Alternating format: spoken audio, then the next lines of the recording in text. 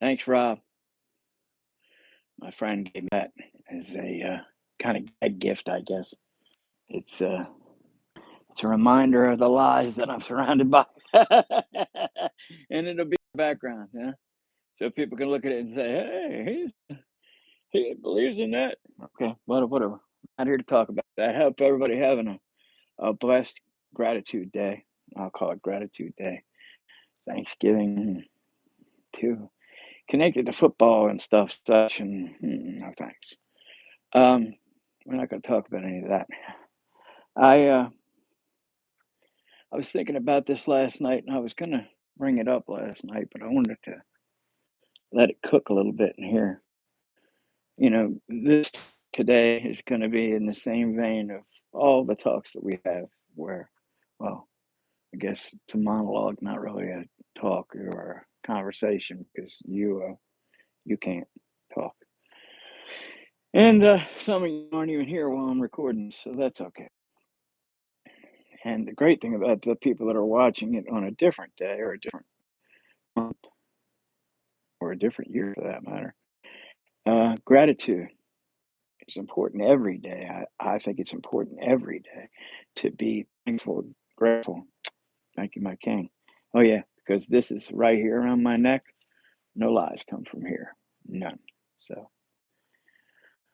so let's talk about this. Gratitude. It's important every day.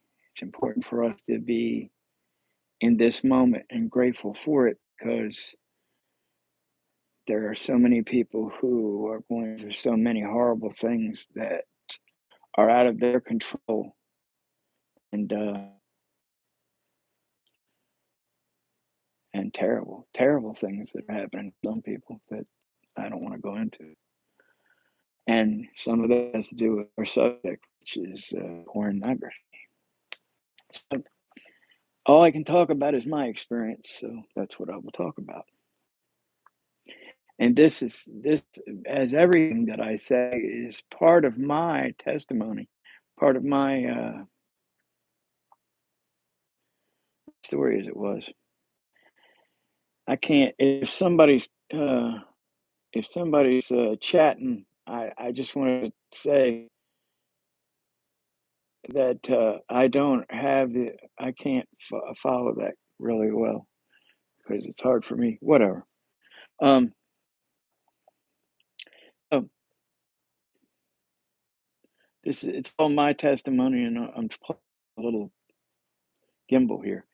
Um, my testimony and how I came to this point in my life. It's as much for me as it is for everybody, anybody that wishes to listen to it. Uh, Pornography. As far as I can remember, the first images I saw that excited me in that way were on television. And back in the day, yeah, television. Back in the day, it was very, somebody in a bikini or a sex scene in a movie or whatever. And that's when I started noticing things, right? And I definitely started noticing that I really liked the way that felt. Let's get the globe out of there for a minute.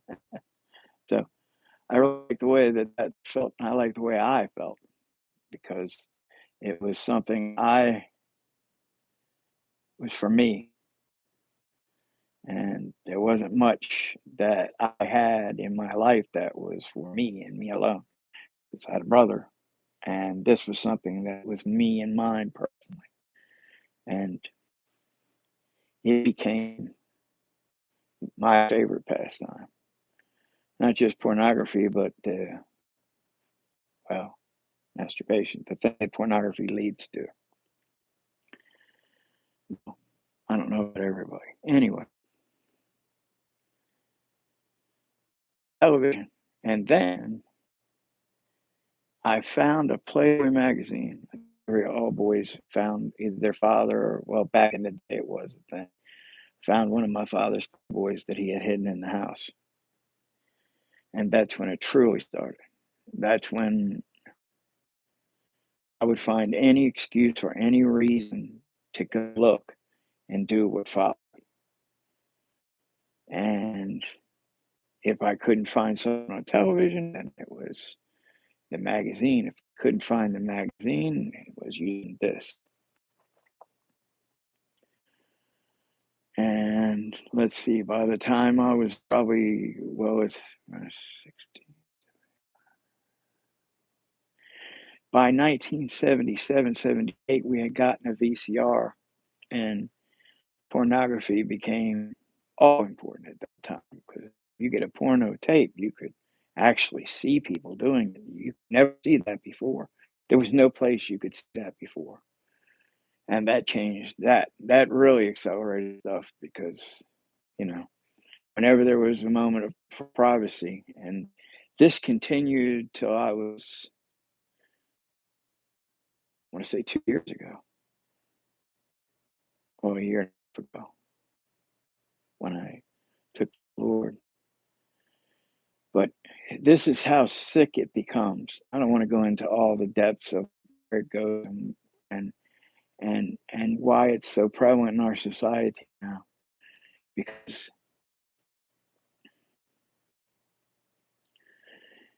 any addiction that you have, or any substance that you partake of, inevitably you will grow numb to it. You will grow accustomed to it. You will need something stronger to make you as excited as you were the first time. And I didn't really start noticing that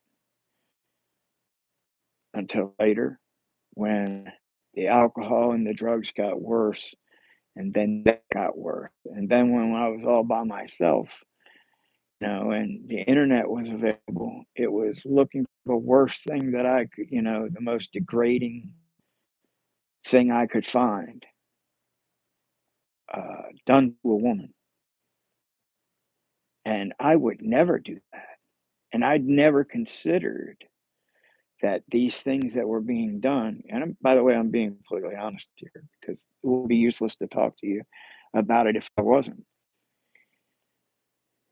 Things that I would never do in my life. I would never, ever do them. But the excitement of seeing somebody else do these horrible things, it was exciting to and here's another thing about it is you become trained on how to do it so quickly, people wouldn't notice that you were gone. It becomes such an addiction that you modify your life around it, right? You plan in your head, I'm going to do this now, that now. And for the longest time, I didn't bother to go have a relationship with anybody because I didn't need to. My relationship physically was in here, and you know the internet, the addiction, like the alcohol. I need more alcohol. I need, you know, it begins with pills, and then you're doing heroin, and then you need more, and then you need more, and then it doesn't work like it did. And then, the same thing with the videos. It started out with the pornography in the 80s, which was these silly stories with silly stuff. Oh, I know what I forgot. It never occurred to me that some of these people might not be doing this of their own free will. That didn't occur to me until, uh, how can I say this? Because I can't say this word on here. It's an Italian food that comes in a triangle, right? And what you have on your fence that you open to go in and out. That's the word. When that happened in 2015 and 16, and I started digging into the research on that and found out what was truly going on, and that this was going on with children. And as degrading as I looked at stuff, and I looked at a lot of sick, sick things, especially when the internet was first starting, I never, ever, it never occurred to me to do that, to look at that or be excited by that. It's abhorrent. deep down inside, I have no desire to hurt anyone ever, and I really physically never have. But I was excited, but it got to a point where it had to be the most degrading, sick thing, and it was bang. I got the gratification I needed, and then I was out. And I would say, I can't wait to do it again. I can't wait to do it again. And I'd stay up. When I was young, I'd stay up all hours of the night over and over, 10, 12 times. And it's a sickness. I mean, I do have an addictive personality. I always have. I don't know why. It's just the way I was manufactured. I wasn't there when that happened. Now, there are people that will say pornography is just fine. That if it's two consenting adults and a person of the proper age, they should be able to watch whatever they wish to watch. And I would have agreed with you. Just like I would have agreed with you that music can't, change anything. That it's just music, or they're just movies, or they're just video games. All of these things, all of these things affect you. What goes in here changes in here. So I'm trying to figure out where my eyes don't look like I'm cross-eyed or whatever. Sorry. Everything that goes in here affects the stew that's in here. So don't ever let anybody tell you that the things you listen to or watch don't affect the way you think, because style and fashion and vocabulary are dictated by Hollywood, by the music industry, by pornography now, by the adversary. It's certainly not by him, right? Because you can say Marilyn Chambers' name in school, but you cannot say Jesus Christ. Hmm. You wouldn't know who Marilyn Chambers is, but you know, I mean, I don't know who any of those people are anymore. It doesn't matter that. I'm just trying to warn young men and women out there that it's a dangerous trap. Not only is it a dangerous trap, but let me tell you, that free pornography that you're looking up online, that you go into search engine, you type in a certain scenario. I know because I've done it. Type in a certain scenario and look for a certain colored hair or a certain kind of girl or a certain kind of guy, and then you do what you do while you watch the video. There's a camera in your phone. And even if you cover that camera in your phone, and I'm telling you this because I know the people who put those videos online for free are taking your IP address and your information. They're storing that stuff and the video, whatever video or audio they can get while you do it. And they'll use it against you one day. Not to mention the fact that anybody could very easily plant any kind of child pornography on your phone, computer at any time they want. You would never know that it was there until you were in court because you were caught with it. So this world is full of many traps because this world is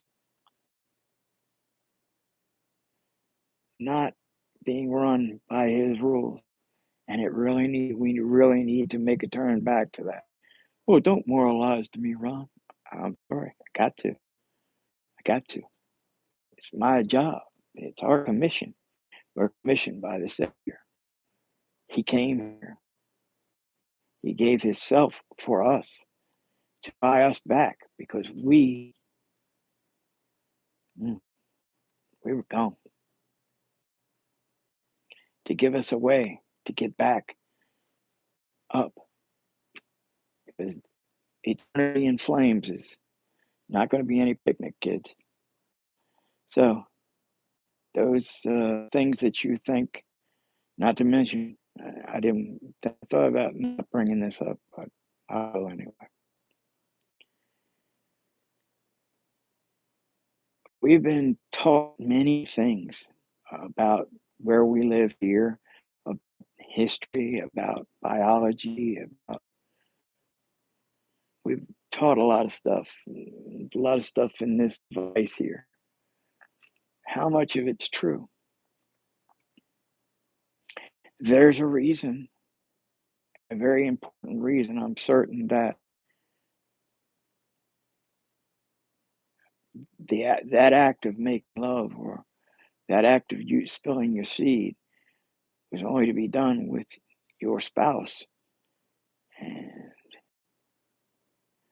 I know it goes against the norms of society today, but there is something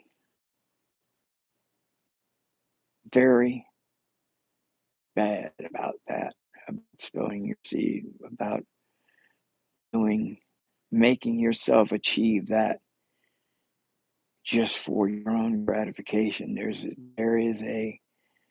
There is something we're not being taught or told. There is a knowledge.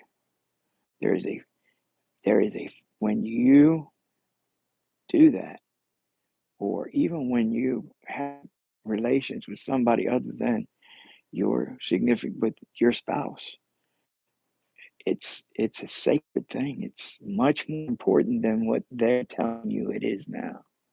It's here's the other thing. It's not love. It has nothing to do with love.